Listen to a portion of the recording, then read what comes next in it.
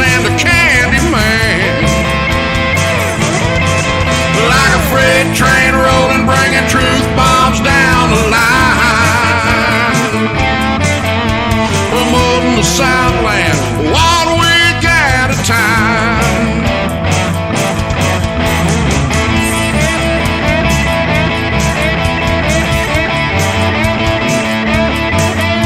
Promoting the Southland 1 week at a time. SCV chat starts now.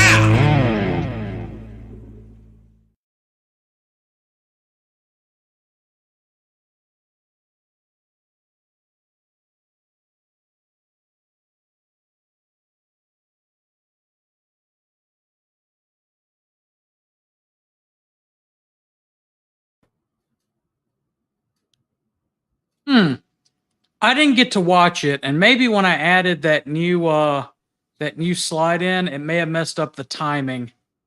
Sounded like it messed up the timing. Oh well, if you didn't notice, we have a new sponsor for this season of SCV Chat. That sponsor is Creative Cockades. Research and documentation, quality workmanship, and professional customer service. Visit her shop.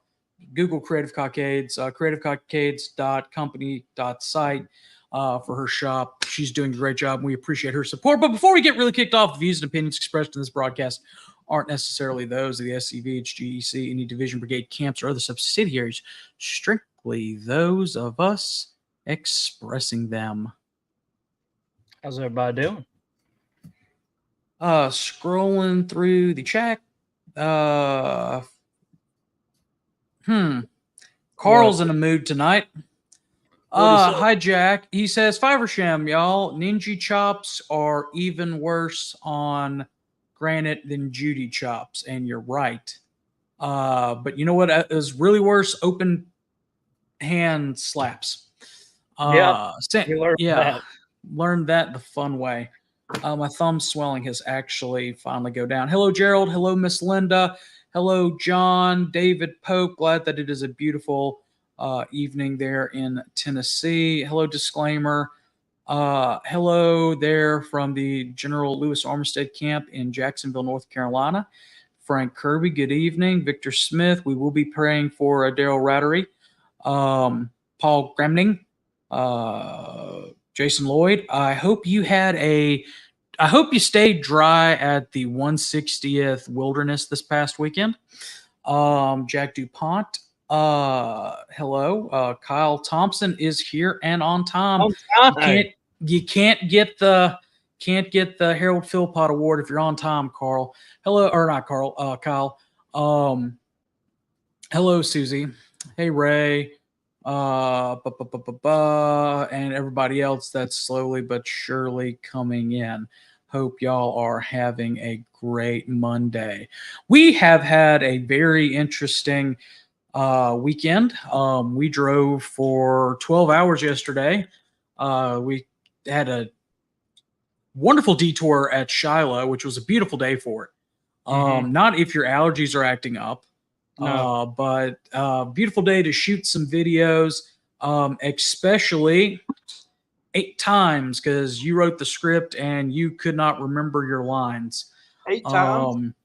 Just at 8? one video. Yeah, and we shot 4 videos.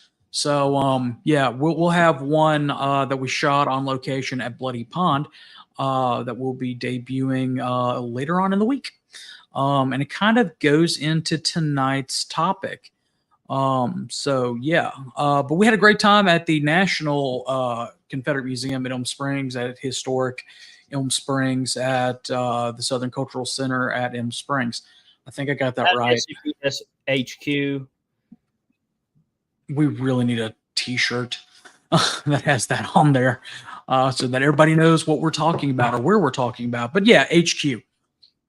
We had the Army of Tennessee workshop on Saturday, as well as the pilgrimage. Great weekend. Got to see a lot of good compatriots, a lot of good things. Even, Moose and I have driven to headquarters many times together. But bunch of times together, but we have never taken the Mini Pearl Parkway before. Just to let y'all know, don't do it at night. Don't do it in the rain. And don't do it and expect to be on the phone with Carl Jones, because your phone will die. Or it won't die. You'll lose signal. His phone. Yeah, you will call. Is your microphone come in yet? No. I told you I ordered it like sometime last week. It took mine only like 2 days to come in. But yeah, well, I also have Prime shipping. So on Sunday when we left and we got on the Army of Tennessee Highway, which is still winding, but not as up and down hills as bad as the Mini Pearl Parkway is, we in jubilation stopped and grabbed pictures there at the sign for the Army of Tennessee Memorial Highway. Because again, while I love Mini Pearl to death, the road named after her, no me gusta, which is Spanish for I do not like. It's going to be one of them episodes. Yes, that is the way to go. That is the way to go. I've got a couple of fruit flies in here because I had a banana earlier in the peeling and I left the door open for a minute. So if y'all see me swatting around, that's what it is. But yeah, so we did that. We were able to broadcast the pilgrimage. We hope that you go back and rewatch it. It was a great day with the several different other organizations. It would take too long to give a full replay or rewind. You can go and rewatch it on Facebook, YouTube, and on our website, scvchat.com. So let's do that. I see really quickly that somebody has put in a suggestion for an upcoming episode. Appreciate that, but really, and it's a glad thing that you mentioned it. We set our episodes somewhat out in advance, and we have a couple of open days where on our schedule where we are actually asking we're getting our patrons, our members of Patreon to suggest episode topics. So while we appreciate you throwing that in there, that's something that we're saving for those that are taking the $10 a month. The $10 a month to help support us, help us grow our reach and get better equipment. So their suggestions will come first. But hey, you can join Patreon. Our patron subscription thing is live now, so you can go to scvchat.com and click under the Support Us tab. Show them how to do that, Moose. You can pull up the website. Yeah, let me get it real quick. All right. I cannot open another tab or I'll crash my computer. That's unfortunate. Let's see here. Here we go. I think. Aha! All right, so this is our home page. You would just need to go click on More, scroll down to Support Us, hit that, and boom, look at that. Our beautiful Patreon. There's a lot of perks that our Patreon gets. As GCB said, when we have a couple open episodes, we'll probably come to y'all for some support. You get early access to some of our content, as well as something else. But that will be talked about later. You can also go check out Bonfire, our store. Look at these wonderful T-shirts we have. They are all great. And today is the last day. I think it ends at midnight to get our chat shirt 10% off with the code CHAT. Today's the last day to get that with 10% off. We will have in June at some point the Leave Dixie Alone shirt. We may have a sale on that. And then in July, the Nathan Bedford Forrest shirt, which is available in Tennessee Orange. for their birthdays, a little thing on that. So yeah, but definitely if we when we take suggestions for topics, our patron subscribers, because they are supporting us, they get the first access. So if you want to do that, join Patreon today. Yeah, we have a lot of great perks, like what GCB, of course, just said. So go check it out. Yeah. So anyway, about the AOT workshop, we had a great time at that. This is the first AOT workshop we did not broadcast because A, we were presenting in part of it. B, we had to, or we didn't have to, we were broadcasting the pilgrimage ceremony, so we couldn't, set up in two places at one time. And we wanted to try to get people, there for the event. So it was a great time. Eric did a fantastic job on his adjutant training. We had some compatriots from the Tennessee division come and talk about the trading cards that they're doing. Lieutenant Commander-in-Chief Walter D. Donnie Kennedy gave a very impassioned speech. Carl Jones gave a wonderful speech on how to build and have a successful camp, as well as community outreach. Jimmy Hill built on that as well. And we talked about social media strategies to get to specifically target generations X, Y, and Z, and how a camp, division, brigade, or other subsidiary can see how, you like how I did that? Oh yeah, that's some good stuff right there. But we how they can use that and use social media as a tool to not only reach people but help camp communications. So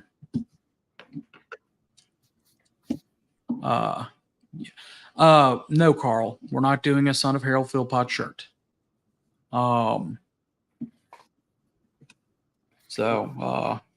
It was a good time. Then of course we got up yesterday and we drove to Shiloh and filmed some videos at Shiloh. Then left Shiloh and we were gonna stop at Friendship Cemetery, but as we were driving down, I think it was Highway 82, to get to where we need to be in central Mississippi, quite literally we're passing a pasture on our left and a bolt of lightning struck it, like right in the middle of that pasture. It was interesting. And I was like, nope, we're not stopping.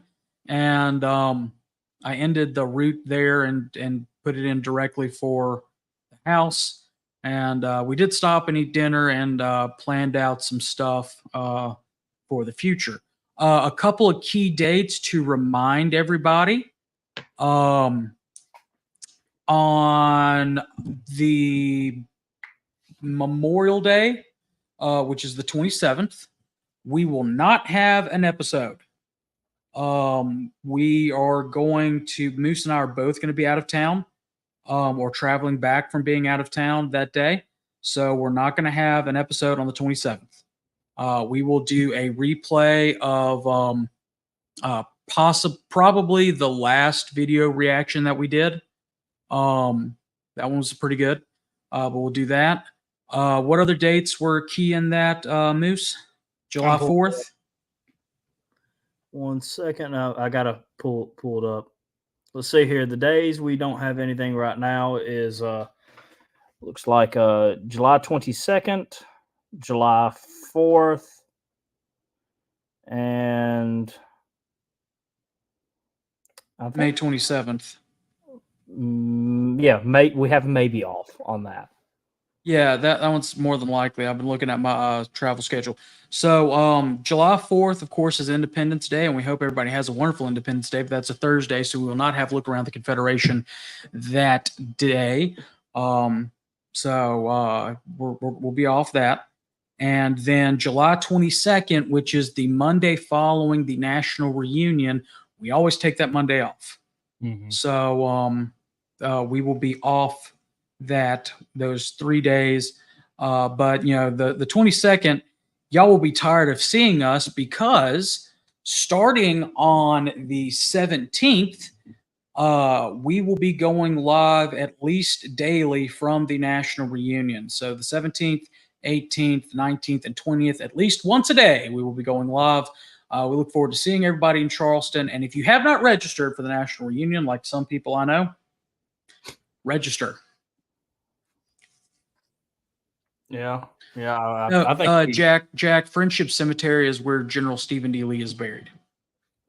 You're thinking of Greenwood if you're talking about the cemetery in Jackson. I've just been thinking about it, and I think a Son of Harold Philpott shirt would sell really well. I agree. Maybe. But I actually want to put a picture of him on it. Does anyone have a picture of the Son of Harold Philpotts? Because I know he's not on social media. I think we need to stick a pin in that, because we have a lot more somewhat impressive designs of shirts. I tried that we're trying to launch for the Southern Signature Series. Yeah, we got a lot of good stuff coming up, including tonight's episode. You want to go ahead and do we want to take a break first and highlight again our sponsor for this season? Or do we need to, or do you want to dive into the video? We can go ahead and kind of break up the episode and take a break and play one of our Pop-Tart commercials. But first, this one's not a Pop-Tart. This is an actual commercial. Oh, okay. Pop-Tart breaks are at 7:35 and it's 7:22. Oh, wait, I'm forgetting something, Harrison. What are you forgetting? I'm forgetting Ancestor of the Week. Oh, yes, you are. Veteran of the Week. I've got the picture. You get the text. All right, 1 second. Let me find the text.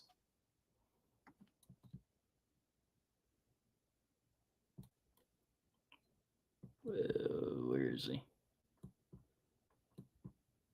I found it. 3, 2, 1.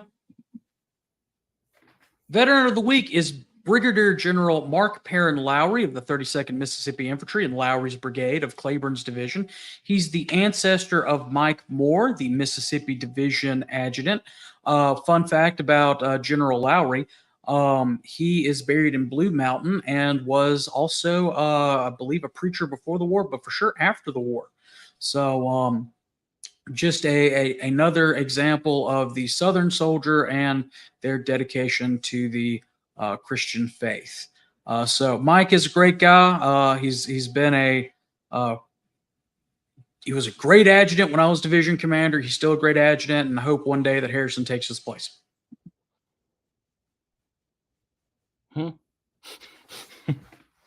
As adjutant of the Mississippi Division. Don't put that evil on the Mississippi Division. Yeah. Don't do that to him. But anyway, again, our sponsor for this season is Creative Cockades. Every cockade has a story to tell. Research and documentation, quality workmanship, and professional customer service. Visit her website, creativecockades.company.site. She has more than just War Between the States reproduction cockades. She has some in the Confederate Memorial tartan. She has a very, very cool one. I'll see if I can upload it really quickly, but it's based off of I don't have it saved. I have a copy of it somewhere, but it's based off of one that was used at a UCV reunion. I'll see if I can pull up her website really quickly and share it. Present, share screen, and boom, share. So scrolling through, these are some of the society ones that she has. Things like that. I need to hit back really quickly and go to her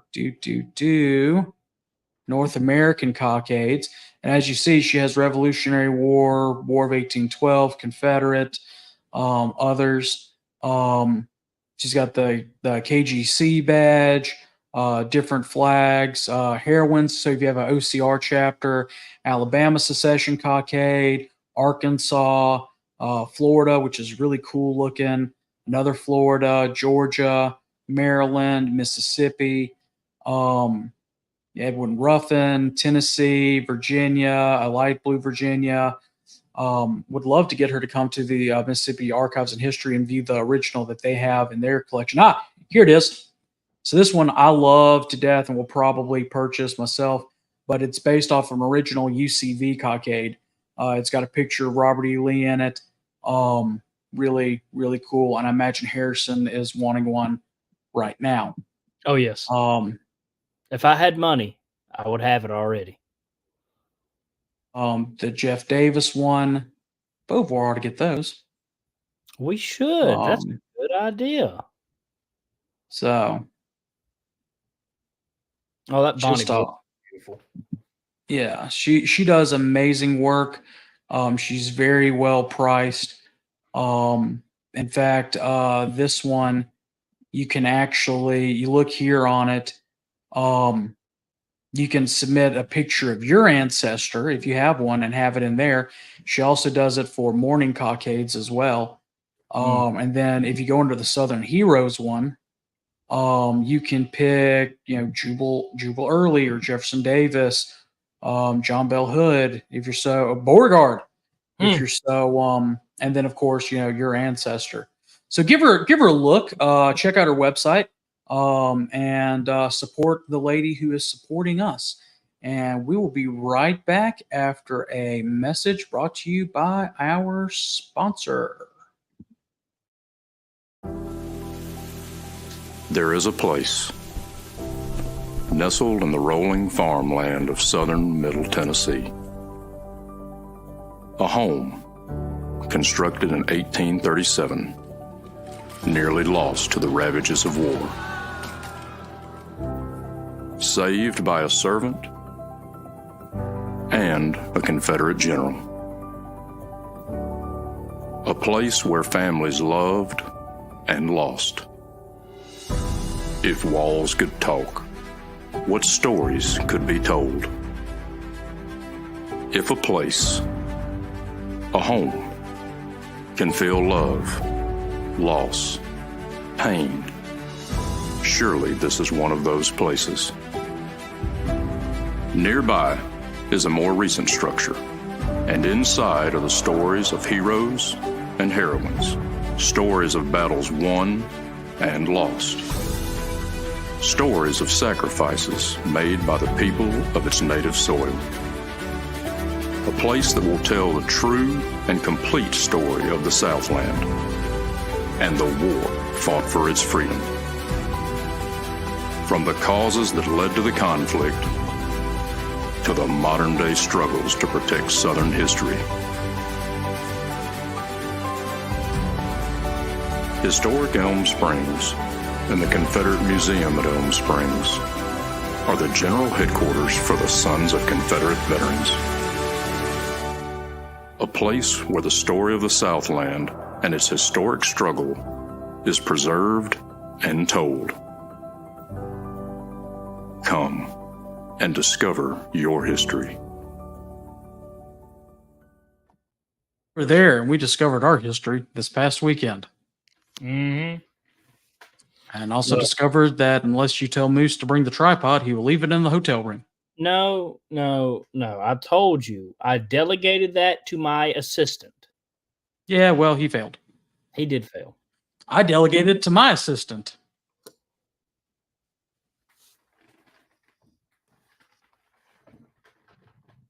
Looking at you. I'm still looking for him. I can't find him. He must be a small fella. Fine. Former aide-de-camp and co-host. Oh, I love how you... Okay, fine.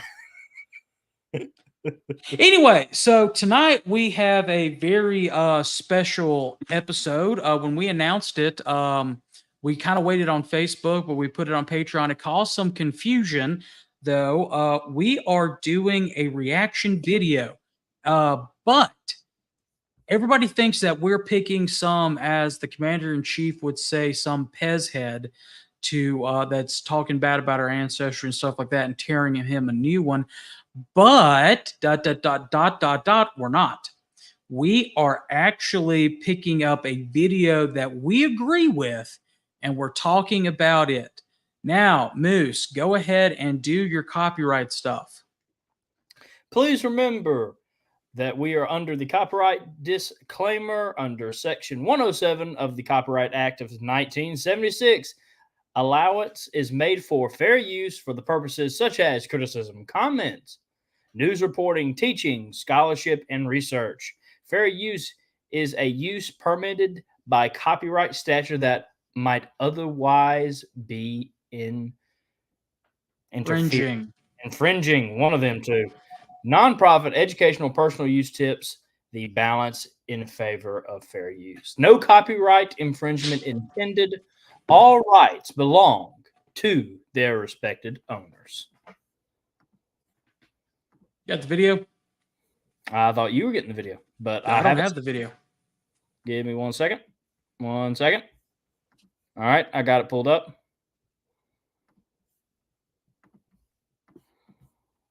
This week's video is... It's getting there. 1 second. Ha-ha! From the Abbeville Institute and the Gettysburg Address. Rewind it. I was about to say, are you ready? Yeah, rewind it. Let's get this. Let's kick this thing off.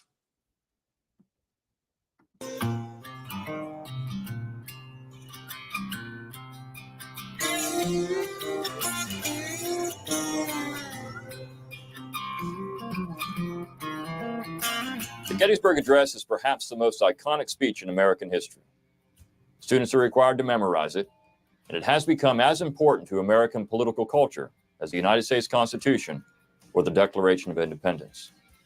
This is unfortunate because in this speech, Abraham Lincoln invented history, and by doing so, intellectually nuked the original Federal Republic.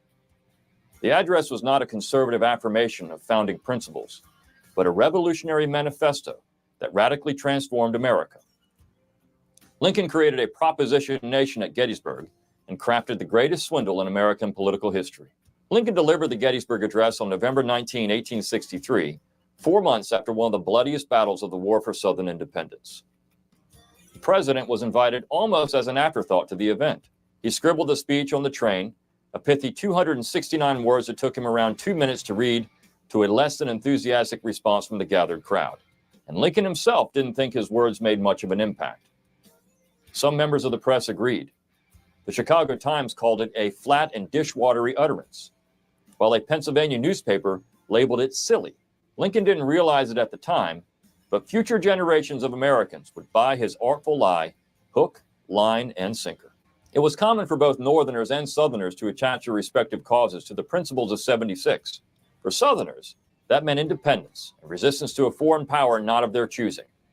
But for some Northerners, the vast majority, the principles of 1776 carried a different meaning, one that Lincoln tapped at Gettysburg.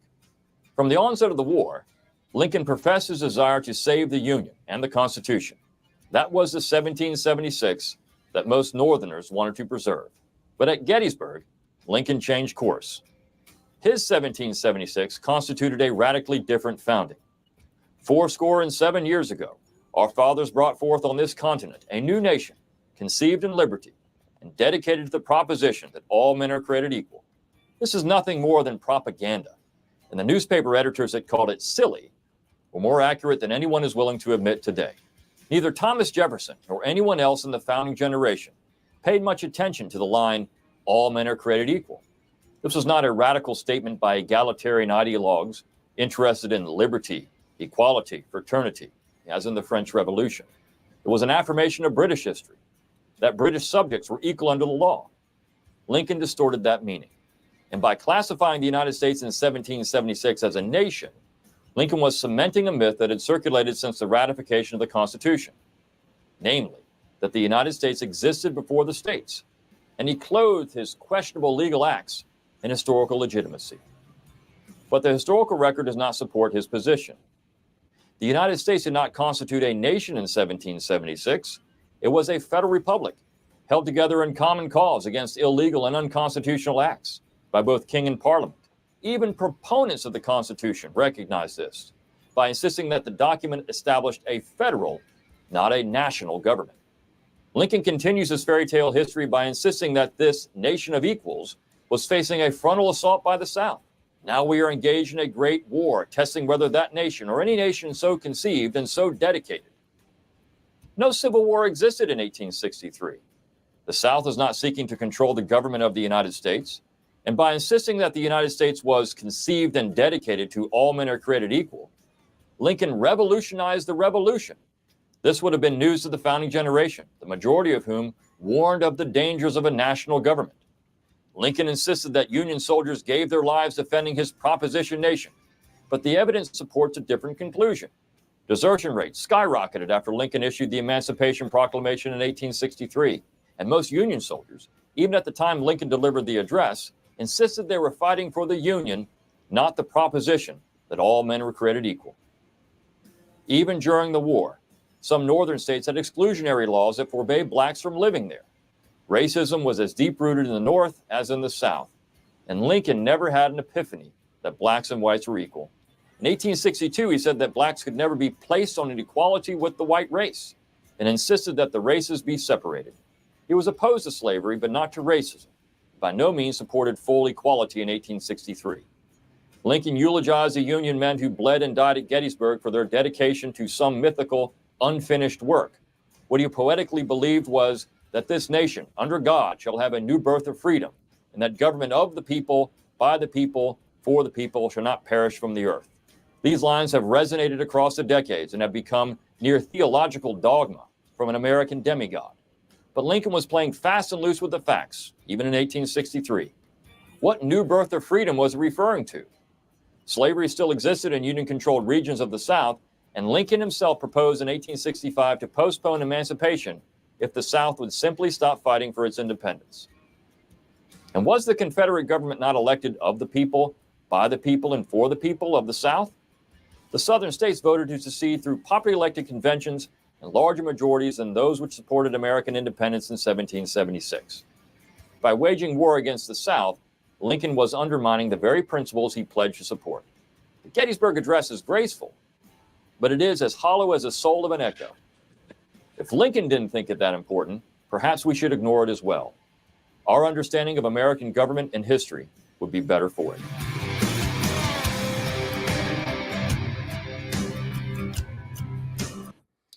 Before we move on, please go support the Abbeville Institute by watching this video.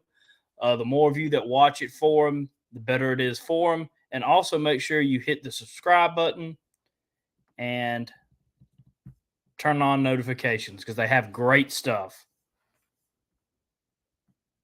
Yeah, and follow, definitely also subscribe to their page on you can literally email, or not email, but you get a weekly email on that.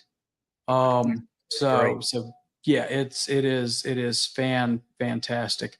And if you go on the Abbeville Institution's website, there are several articles out there, and even a copy of what McClanahan says, so you can read along with it or everything like that. So it is historical gold, as Carl Jones just pointed out. In fact, Carl has written for the Institute. You can read some of his ramblings on there. But definitely, say again? I said Carl's articles are good. Yeah. I have no life. I read the Abbeville Institute in my spare time. Well, it is a great jumping off point for historical research. Oh yes. So a lot to unpack there. One thing that I love about Brian is that he mentions the founding generation, which of course, Brian McClanahan is. His first book, I believe, was the Politically Incorrect Guide to Understanding the Founding Fathers. And Brian is a wonderful scholar, but he talks about the founding generation. And indeed, it's important to do that because Lincoln even talks about the founding generation. He says in his beginning of his address 77 years ago, of course, referring to the Declaration of Independence. And, I get it. Lincoln was a self-educated scholar, taught himself to read and all that other stuff. Well, evidently he didn't teach himself how to comprehend. because if he had, and he really did study the Declaration of Independence, he would have read the key portion of the Declaration of Independence, which we've quoted on here. But you have to remember, back to this key portion was also, it was introduced by a Virginian, Lee of Virginia, but it was essentially, be it resolved that these colonies are and of ought right to be free and independent states. Let's pause right there. And that's key. Independent states. They are independent states. Independent states. Capital S in states. A state being not just like what we think in these United States, a section of it, but no, its own independent country, acting upon itself, that they of and ought right to be free and independent countries, that they are absolved, and again, that they, collective, not we, not saying we, that's collective, but not it is absolved, they are absolved from all allegiance to the British Crown, and that all political connection between, what's that word, Harrison? Between, let's see here, my eyes. Between them and the state of Great Britain. Wait. What was that after between? The state of Great No. Britain. After the word directly after between, them. Between them, meaning more than one. Them. Think of it. Who's over there? They're over there. It's them. Them. More than one. And the state of Great Britain. Again, look at independent states and how the state of Great Britain, it's making the independent states equal with the state of Great Britain. It's a balancing act. It's showing that they are independent and they're equal to, as their own sovereign nations, than Great Britain. That it is and of all totally be dissolved, and that as free and independent states, they have the power to levy war, conclude peace, contract alliances, establish current commerce, and do all other acts and things which independent states may do. That was the view of the founding generation, 87 years prior. It was not, that was their view. That was the view of 1776. And again, Brian is completely correct in his understanding and stating out the fact that they were free and independent states, that the idea of the founders were that these United States were, not is. I think Shelby Foote said something to the fact of what was the big thing that the war did. It took them from a collective group of states to the idea of a solidified union, which again is something that Lincoln is proposing in his Gettysburg Address. But if we want to continue to look at the ideas of the founding generation, especially the man who wrote the Declaration of Independence, especially what Jefferson wrote later on, in the Kentucky and Virginia resolutions, pretty much in his Kentucky resolution, he wrote that when you boil it down, two main points. One, that the Union is a compact amongst individual states that delegates specific powers to the federal government, delegates very specific powers to the federal government, and reserves the rest for the states to exercise themselves. Individual states have the right and duty to intervene between citizens and the federal government. And that's what secession was the idea that they should be able to, we don't like what the federal government's doing. It's overstepping its bounds, so we're quitting. Mm-hmm. But Lincoln in 1863 did not understand that. But you know what's funny, Harrison? What's funny, GCB? Lincoln understood that in 1848. Really? Yeah. Lincoln said in January of 1848, in a debate about the Mexican War, any people anywhere being inclined and having the power have the right to rise up and shake off the existing government and form a new one that suits them better. I mean, yeah. This is right. This is a most valuable, a most sacred right, a right which we hope and believe is to liberate the world. Unless you're already in his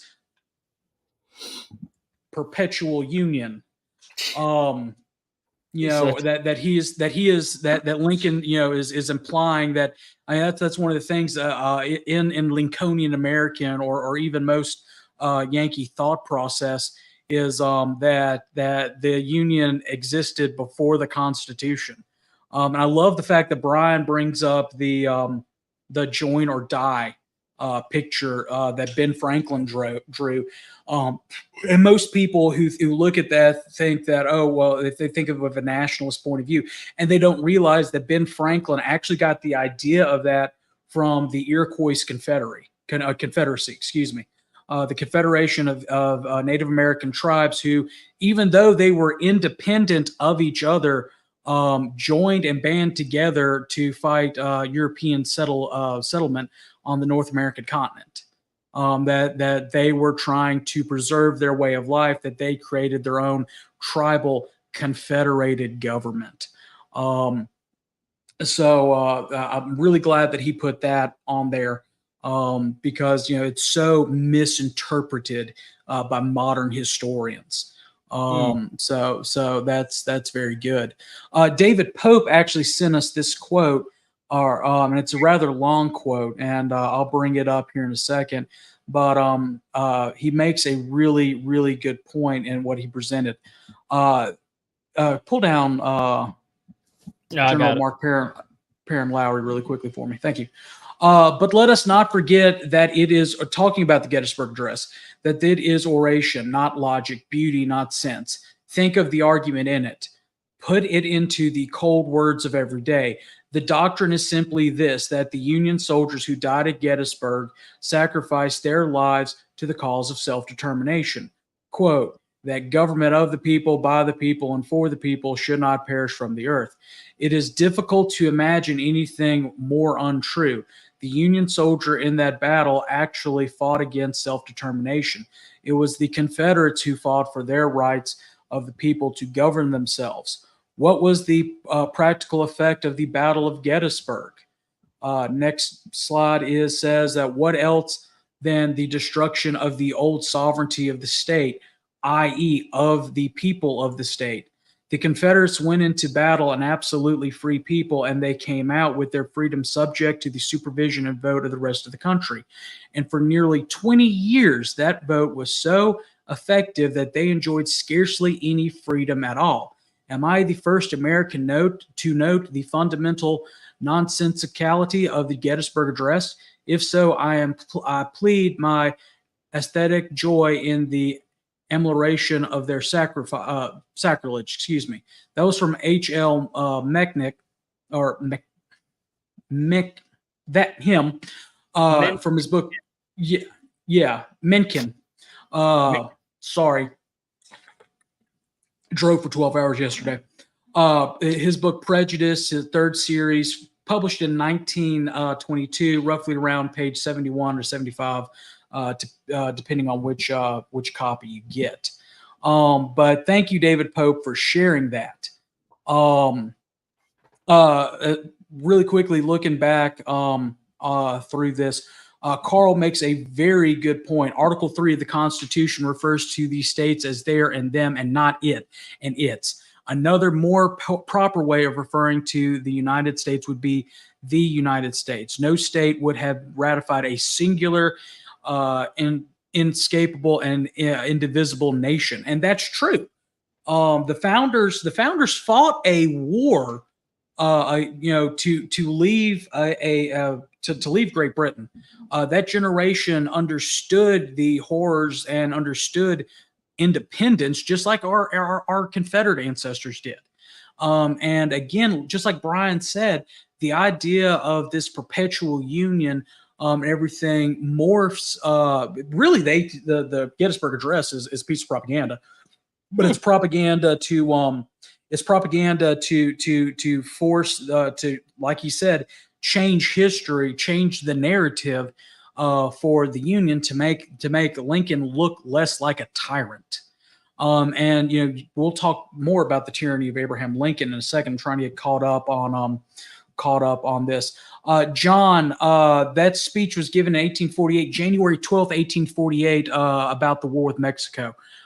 So if you Google any people anywhere, Abraham Lincoln, it'll bring up that portion of the speech.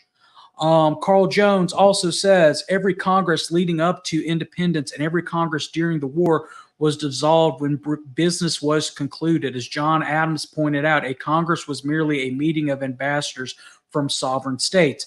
Again, that whole idea, that spirit of 1776, that the states were independent of each other, that they were joined together for common that later on comes into the Constitution, but that it's a compact, that it's not a indivisible pre-existing, hey, once you join this social club, you can't quit this social club and we get to tell you how to live your life. That was not the idea. Nobody would freely join that type of institution. No, and I think it's ridiculous for people to think that as soon as our founding fathers got out of Great Britain, they would want to enter into an agreement of never-ending status, that they couldn't leave, that the people that wanted independence so bad that they left a nation would go and do it again. Doesn't really make sense. Right. And it really, really doesn't. As far as the speech in and of itself, Brian mentions a couple of contemporary firsthand accounts from reporters. He, of course, mentioned the Chicago Times, which, where's Abraham Lincoln from, everyone? Illinois. Where's Chicago? Illinois. Yeah. So it's very appropriate to point out that even his fellow Illinoisans said, and the whole quote was, the cheek of every, and this is completely sarcasm. When they said the cheek of every American must tingle, or actually, excuse me, it's not must tingle, and then ... with the shame as he reads the silly, flat, dishwatery utterances of the man who has to be pointed out to intelligent foreigners as the president of the United States. It's sarcasm about, you should feel a tingle. Well, I'm reading a sarcasm. I apologize. No, your cheek should be a flush with embarrassment. That's what they're implying. But you should be flushed with embarrassment when you read that. Now, he talks about the foreigners. And it's very important that we bring up one quote from the Times of London. When they wrote of the speech, the Gettysburg Address, the ceremony at Gettysburg was rendered ludicrous by some of the luckless sallies of that poor President Lincoln. And then, of course, they mentioned the Harrisburg Patriot and Union, when they wrote, we pass over the silly remarks of the president for the credit of the nation. We are willing that the veil of oblivion shall be dropped over them and that they shall no more be repeated or thought of. Again, his own people did not even care for the speech. There's a quote from the guy who gave the main, and he wasn't, and like Brian said, Lincoln wasn't even the main speaker at this. And Lincoln says in there that something of the world will little remember what we say here today, trying to pawn off that, the world's not going to remember what I say. But it's not until well, let me backtrack. The main orator of the day, said, "Oh, that was such a great speech." Well, it's kind of like a macaroni picture of a dog that looks like an octopus that your kid or grandkid gives you. You say, "Oh, yes, sweetie, that's great." It's kind of, in my opinion, the same thing. But really, a lot of the quotes and stuff that you see from Stanton or Sumner, rather, talking about the speech is after 1865, after Lincoln dies, and the North begins to deify Lincoln. Again, I think it's very appropriate that Brian calls him a demigod.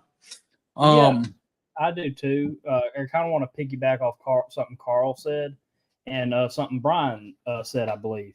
The founders seceded twice, once from Great Britain, second from the Articles of Confederation. So, Connor, just to throw this out there, we seceded from ourselves. Yeah. Well, technically, 3 times you count the South because that was legal. So, which came first, Connor? The United States or the states? Well, I would think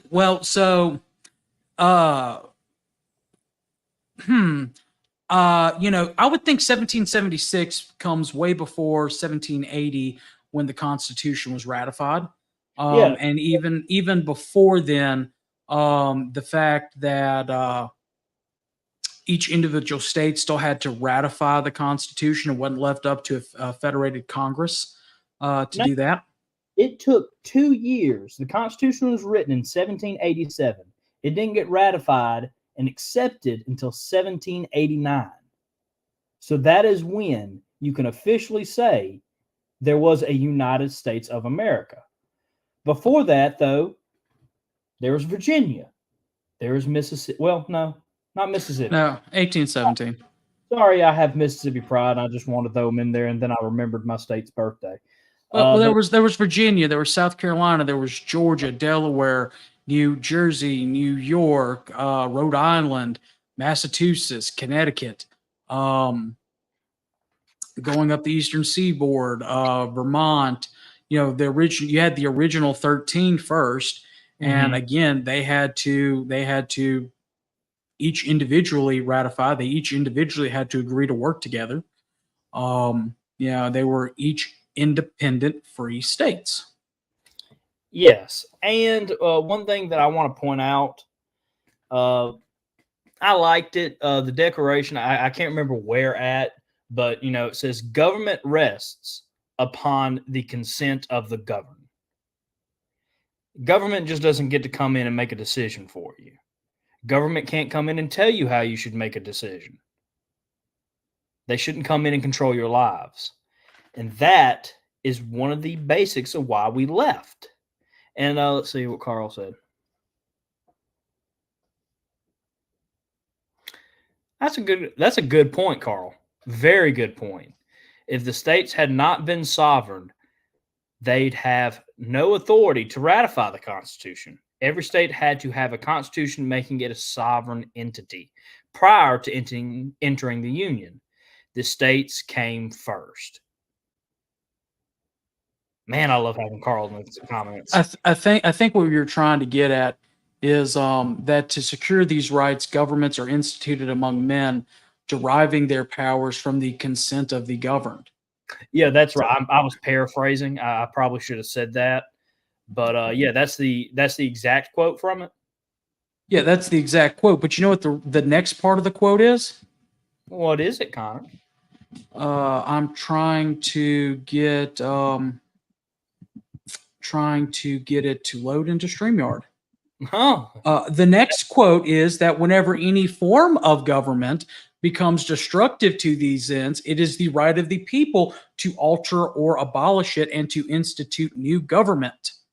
So, now if we take those same ideas from the founding generation that Lincoln is quoting or not paraphrasing, but referencing when he's saying 7 years ago, and he's talking about that document that was done 7 years previous. The South had the right because they instituted, the men, or I say the men, but the citizens instituted their government. They consented that some of the powers would be given to that government. And when they felt that that form of government became destructive to their ends, of life, liberty, and the pursuit of happiness, it was their right to alter, which they did, or abolish it, which they did. They altered it by leaving, and then they abolished it by leaving. And they instituted a new government. A government that was of the people, of Mississippi, of South Carolina, of Georgia, of we'll just look at or South Carolina, Mississippi, Alabama, Georgia, Florida, Louisiana, Texas. If you want to talk kind of about the first 7, then Virginia, Tennessee, North Carolina, Arkansas, Kentucky, and Missouri. Maryland didn't get a chance because Lincoln didn't like the idea that he didn't like what he said in 1848 anymore. He didn't like what Jefferson said in 1776. So he arrested the secession delegate or the secession convention of Maryland. But still, they exercised their rights, formed their government of the people, by the people, and for the people, and then called up a murderous horde to force them back into the Union at the point of a bayonet. And instead of saying, "Hey, my bad, I'm the tyrant, I'm the one that's causing, that's breaking every piece of American governance, whether it's the Constitution or whether it's our founding principles and documents. Instead, I'm going to take it and morph it to fit my own ways, so that I can maybe get reelected next fall and continue this oppressive war against the South." My views and opinions, though. Talking about oppression, well, it's historical fact. Talking about oppressions or oppression, someone who endorsed Lincoln after the Gettysburg Address happened in January 1865. GCB, do you know who endorsed Lincoln at that point? Oh, go ahead and tell me. Karl Marx. A communist, a nationalist. He was happy. He was British. He was British? I said nationalist. Believing in a strong federal government. Yeah, still British. He's British. We had to throw that in. But I forgot where I was going with that now. But he believed in a strong federal government. He endorsed Lincoln after the Gettysburg Address. Not before, but after. Believing that what was happening in America was his dream, or at least part of it. Why would he do that? It's because at that point in 1865, the death of the sovereign state was happening, and the birth of a nationalist mindset was born. Yeah, and I love the fact that Brian, to change subject a little bit, which you mentioned that quote from Lincoln where he did not believe in. You look up that quote. So there's one quote where he thinks that interracial marriage is extremely wrong, and there's one where he says I will never ever believe in the fact that the white man and the black man are equal. Right, and he says I've something along the fact of I've never. Let me see if I can Google it really quickly. I have it in here if I can just find it in my mess of a phone. Let's see if I can find it.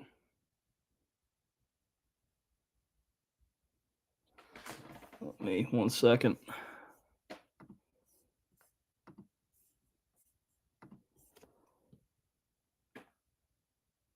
Well, anyway, while you're looking it up, there's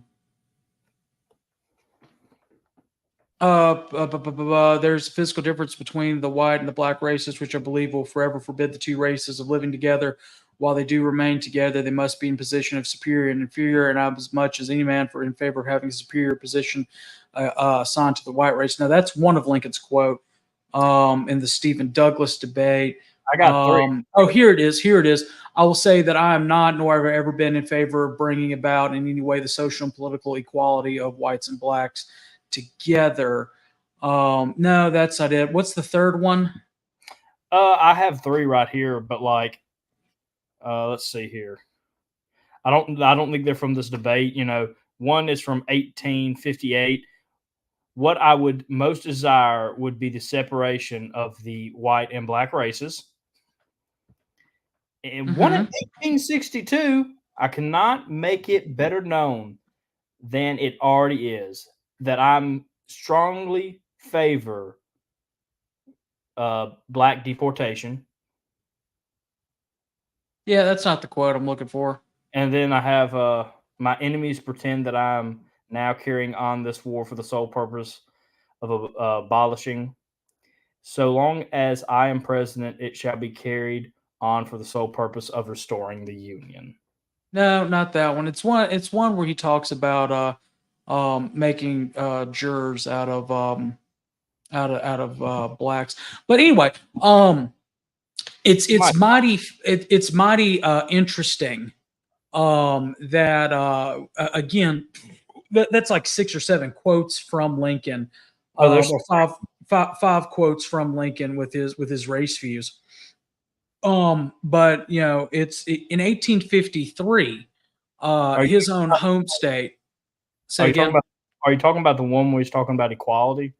Yeah. I am not, nor have ever been in favor of bringing about in any way the social and political equality of the white and black races. Yeah, there we go. That one. And Brian also mentions that many states had anti-black laws, including Lincoln's own home state of Illinois. In 1853, they passed a constitution, or actually, excuse me, 1848, the same year Lincoln's in Congress talking, in favor of Texas's secession from or Texas's independence from Mexico. Um, the state of Illinois passed a constitution that required the state legislature to prohibit African Americans from moving to Illinois. Um, so that's and that was an ongoing thing, but yet historians and people who love Lincoln for and call him the great emancipator and love him for the new birth of freedom that he brings up in his in the Gettysburg Address. They failed to mention that. They failed to mention the historical hypocrisy in Lincoln himself, in not only his home state but within the rest of the North. They failed to mention that in July of 1863, after the Battle of Gettysburg, right after the Battle of Gettysburg, there was such hatred for the war that when the draft was kicked off in the North, and they offered the ability for you to be able to buy a substitute, and not have to go fight, that they rioted in New York City, and that a vast majority of the New Yorkers ganged up on the African American inhabitants of New York, and people fail to mention that. They fail to talk about that. They fail to bring that to the table. Yet Lincoln is deifying his own soldiers by saying, "Oh, they're going to bring out a new birth of freedom to help push his idea of the Emancipation Proclamation." Which really, if you want to look at the Emancipation Proclamation, didn't do anything. You muted yourself there, Harrison. But it in occupied territories, and by occupied territories, I mean places in Louisiana and Tennessee that had already been captured by the Union, that was under federal occupation. The people in those areas were able to keep their slaves, whereas the rest of the South, it was a threat to get them back into the Union, which goes back to that whole ideology. If the South only cared about the institution of slavery and fighting for the institution of slavery, why didn't they just go back under federal command and federal authority? No, it was about imposing their will onto us. Lincoln just tries to take the moral high ground and tries to build the moral high ground. Again, complete propaganda. Started before this, but really codified in his Gettysburg Address.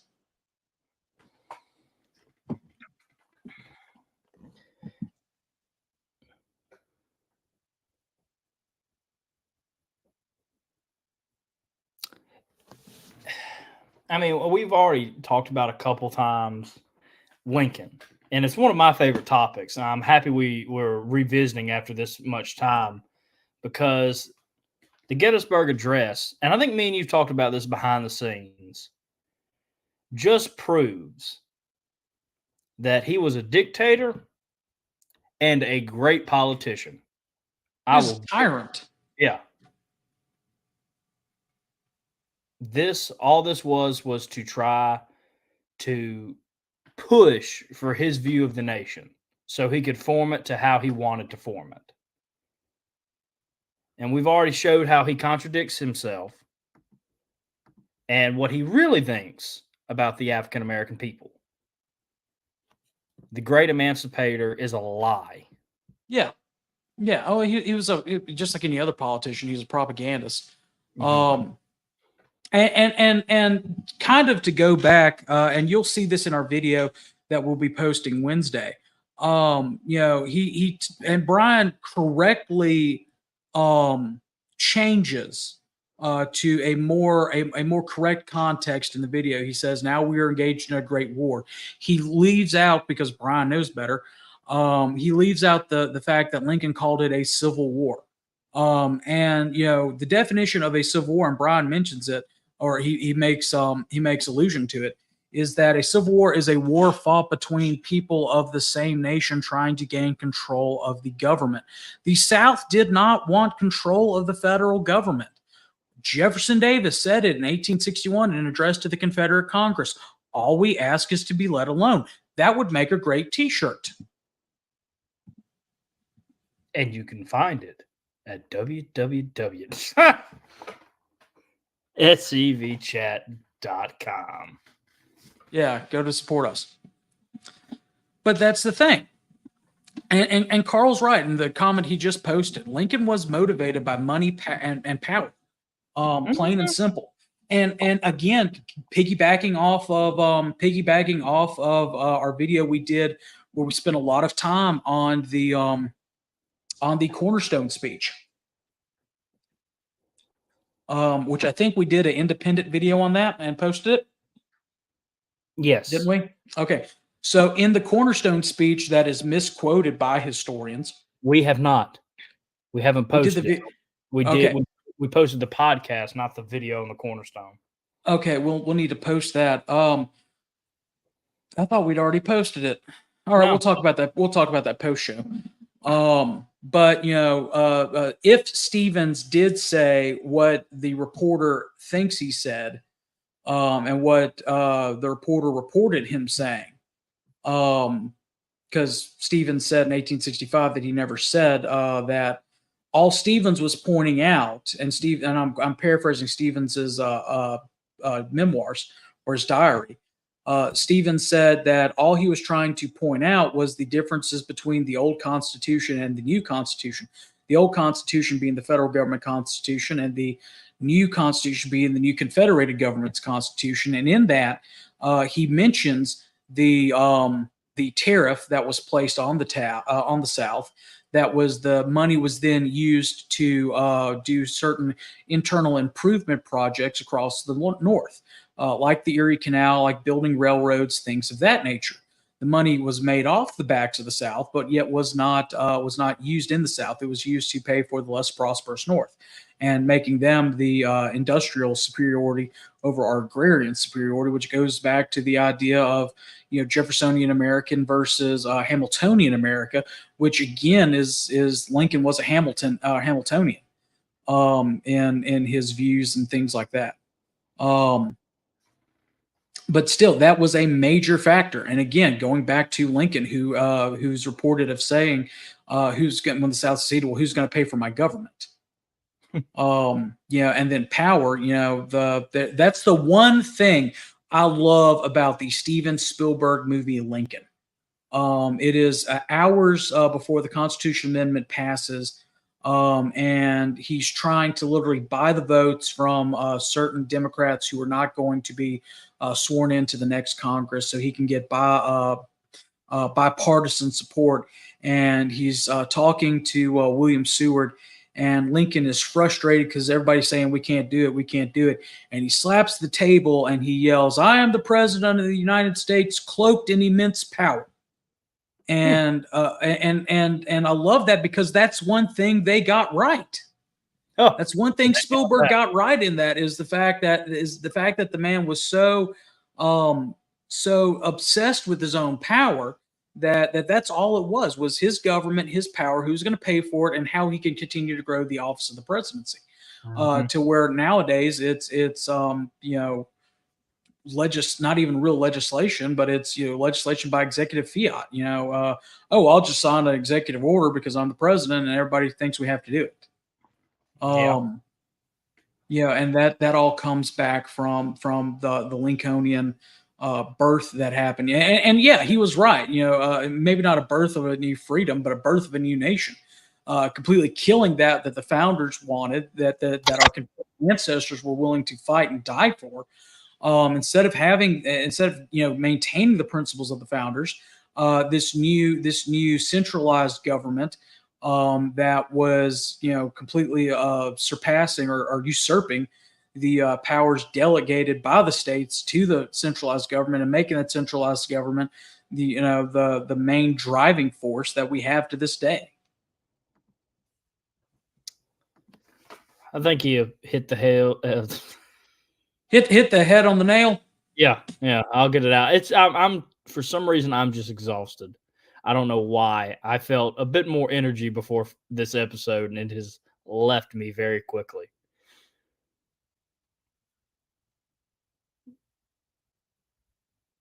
Trying to scroll through, see if I've missed anything.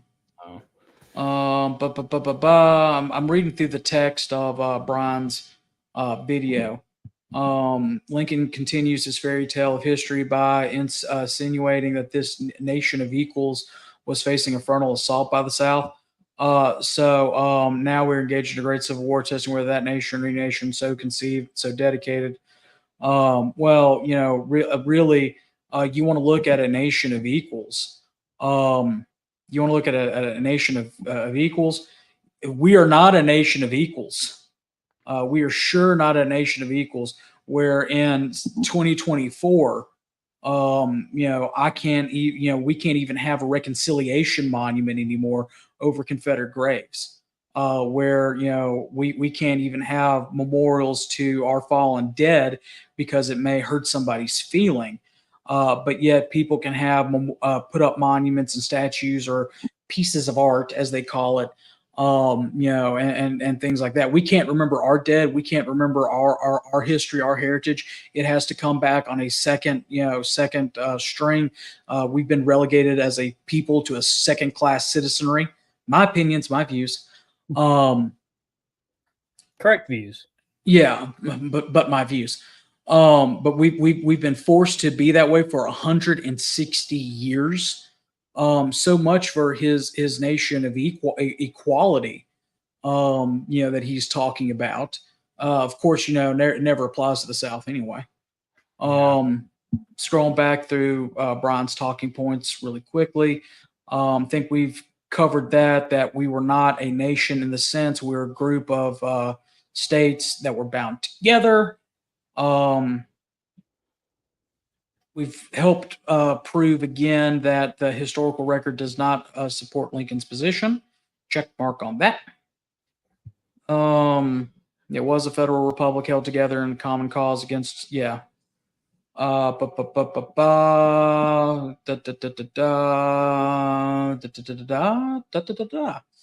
think that's all my talking points. Hey, look at us go.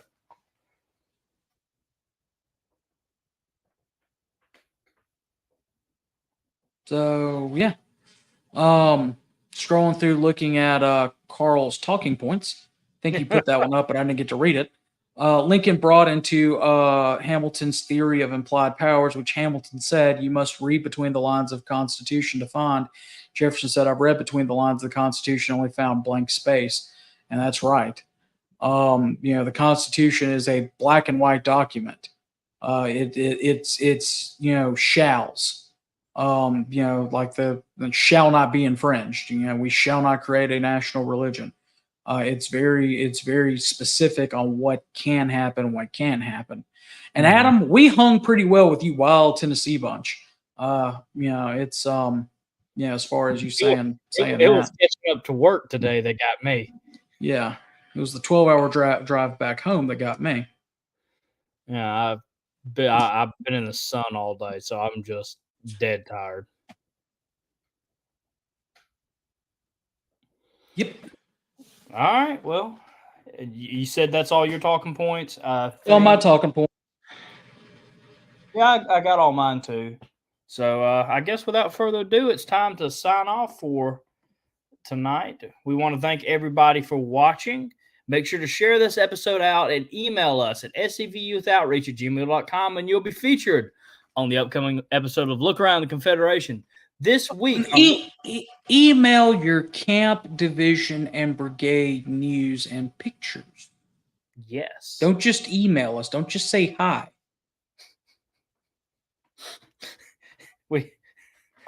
We won't respond to that.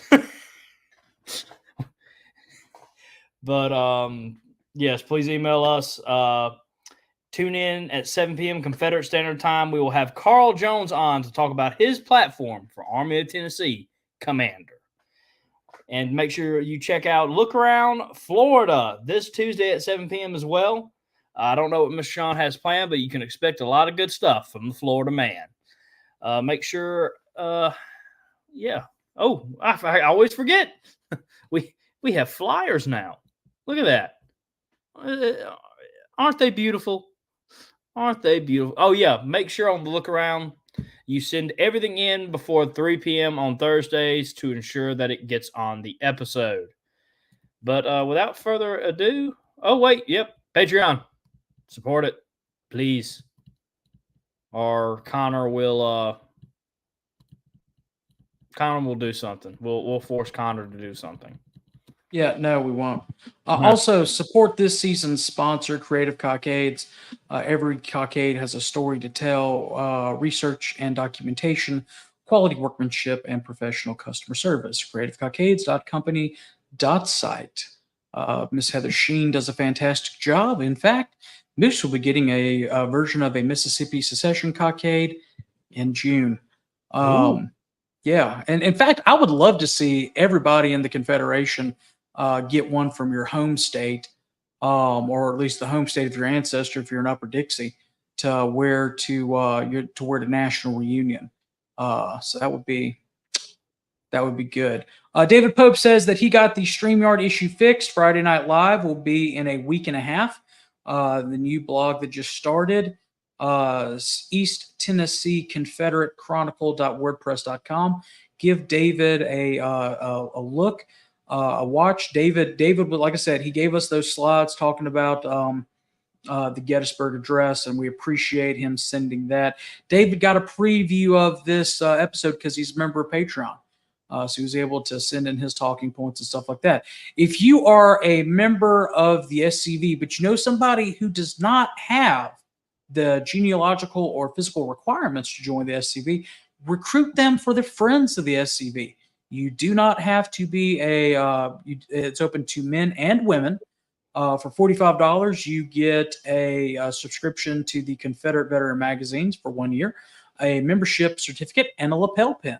Subsequent donations of $35 or more each year will continue your Confederate Veteran subscription.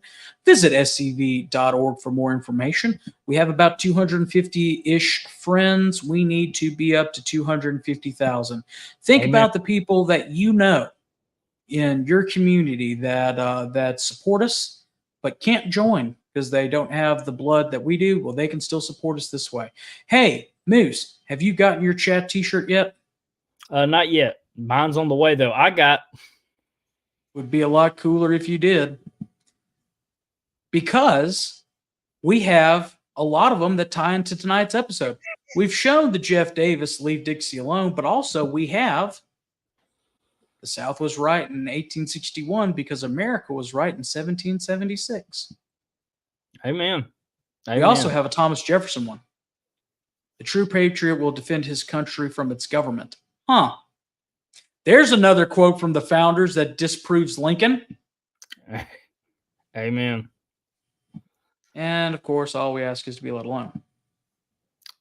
You know, some of these days, the more the government gets controlling and wiping away our heritage, I agree with good old President Jefferson Davis. Just leave us alone. And remember what Patrick Claiborne said before his death. Surrender means that the history of this heroic struggle will be written by the enemy, that our youth will be trained by Northern school teachers, will learn from Northern school books their version of the history of the war. Things like the Gettysburg Address will be impressed by all of the influences of history and education to regard our gallant dead as traitors and our main veterans as fit subjects for diversion. Patrick Claiborne said that. It's our duty to prevent that from happening. Harrison, what I had to when I believe it was high school that it was a requirement for me to memorize the Gettysburg Address. What my father made me memorize? What?